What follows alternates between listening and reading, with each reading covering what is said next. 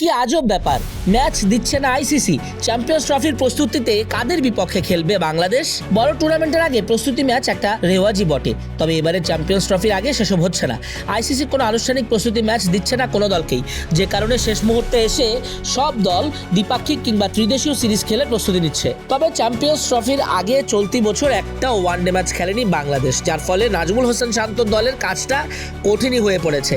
সে ঘাটতি পোষাতে একটা প্রস্তুতি ম্যাচ অবশ্য খেলবে। সেই ম্যাচে তাদের প্রতিপক্ষ হবে পাকিস্তান শাহিনস। চ্যাম্পিয়ন্স ট্রফির আগে শাহিনস বাংলাদেশ ছাড়াও আরো দুই দলের বিপক্ষে খেলবে, তবে বাকি দুই ম্যাচের জন্য আবার আলাদা আলাদা দুটি স্কোয়াড ঘোষণা করেছে পাকিস্তান ক্রিকেট বোর্ড। মূল টুর্নামেন্ট শুরুর আগে 14 থেকে 17 ফেব্রুয়ারির মধ্যে এই প্রস্তুতি ম্যাচগুলো অনুষ্ঠিত হবে। মূল আসরটি চলবে 19 ফেব্রুয়ারি থেকে 9 মার্চ পর্যন্ত। তিনটা প্রস্তুতি ম্যাচের মধ্যে 14 ফেব্রুয়ারিতে পাকিস্তান শাহিনস আফগানিস্তানের মুখোমুখি হবে লাহোরের গাদ্দাফি স্টেডিয়ামে। 17 ফেব্রুয়ারি দুটি ভেন্যুতে দুটি ম্যাচ অনুষ্ঠিত হবে, করাচিতে দক্ষিণ আফ্রিকার বিপক্ষে এবং দুবাইয়ে বাংলাদেশের বিপক্ষে তারা খেলবে। এছাড়া 16 ফেব্রুয়ারি করাচিতে আফগানিস্তান নিউজিল্যান্ডের মধ্যে একটা প্রস্তুতি ম্যাচ অনুষ্ঠিত হবে।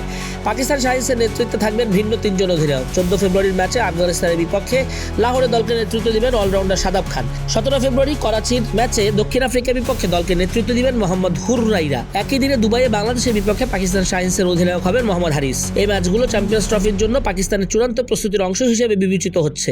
এরই মধ্যে দক্ষিণ আফ্রিকা ও নিউজিল্যান্ড পাকিস্তানে পৌঁছেছে এবং স্বাগতিক দলের সঙ্গে একটি ত্রিদেশীয় সিরিজে অংশ নিবে। সবগুলো ম্যাচ ডে নাইট ফরম্যাটে অনুষ্ঠিত হবে, যার ফলে খেলোয়াড়রা কৃত্রিম আলোর নিচে খেলার অভিজ্ঞতা নিতে পারবেন।